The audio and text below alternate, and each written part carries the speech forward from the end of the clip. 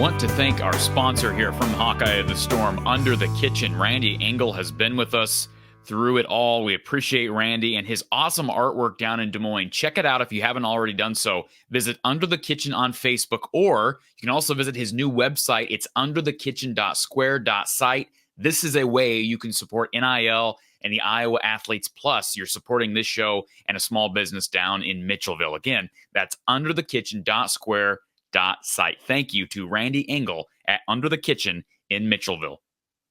Very happy to welcome back a good friend of mine, Kachine Alexander, and a good friend of this show, Hawkeye fans across the country. Looking forward to the start of Iowa women's basketball season. This is not our season preview show, but we kind of need to get together and talk about this Caitlin Clark stuff, because her season is now in the books, named Rookie of the Year. So much to get to, and it's been too long since we've had Miss Cash Money on the show. Kachine, good to see you here.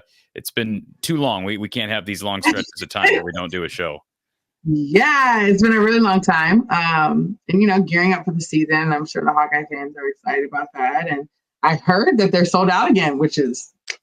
Isn't that something? Gotta love my Iowa Hawkeye fans. I really thought that would happen, but I thought it would be close. But the fact that it sold out, I think by the time we hit October is an indicator that I don't think it really was close. So that's great. And actually, ironically enough, we're recording this on Thursday, October 10th.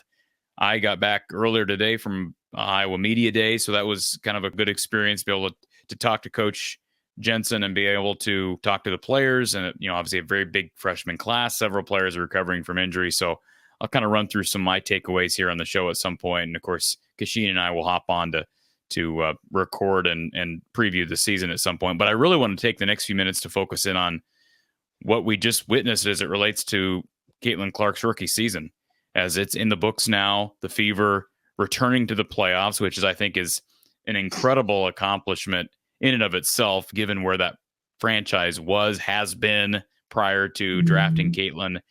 And I mean, the numbers speak for themselves, Kachine. And again, we have not talked on the air about Caitlin's freshman year, but she finished the year over 19 points a game, 8.4 assists per game, and nearly 6 boards. Just from a stats perspective, I know the team has some issues, and there's a reason why they were ousted quite easily in the first round of the playoffs. But from an individual perspective, did she exceed your expectations for what you thought she would do in year one? I think the second half of the season, like her, which we've said this and I've said this, there's a transition that has to happen. Regardless of how great you are, there's a transition. And I think for Caitlin, during the Olympic break is when she kind of made the stride she needed to make. And we saw a different Caitlin after the break. And that's the Caitlin where I was like, okay, she's got it. She's got it. She's good. Like, we don't have to worry at all. She's fine. Now, even before then, she was still doing her thing, but it wasn't the comfortable Caitlin that we are used to seeing. And I felt like she got comfortable after the break. So I think overall her season was great, amazing. Obviously, Rookie of the Year, very much earned. But yeah, I felt like that was what I expected to see. Some up and downs until she finally got it and kind of went on her way. But yeah, I felt like she was almost too passive at the beginning, trying to get her teammates involved, trying to do this, that, and the third. And she wasn't realizing no, I know you're a rookie, but you're also the leader of this team. So you need to act like you do at Iowa. You know what I mean? It took her a minute to kind of adjust to that. And it also took her teammates a minute to be able to catch her passes. So it was just an all around kind of feel for the game that needed to happen for the Indiana Fever. Caitlin named WNBA Rookie of the Year. I believe there was one voter that voted for Angel, I'm assuming. I guess I never even looked at the ballots if they were released. That's what I read, that there was one person that voted for Angel Reese. Was there any doubt in your mind that Caitlin was going to get that award? Mm-mm. Okay. No, not really. For some reason, it became a talking point, I guess, over the last few weeks. Okay.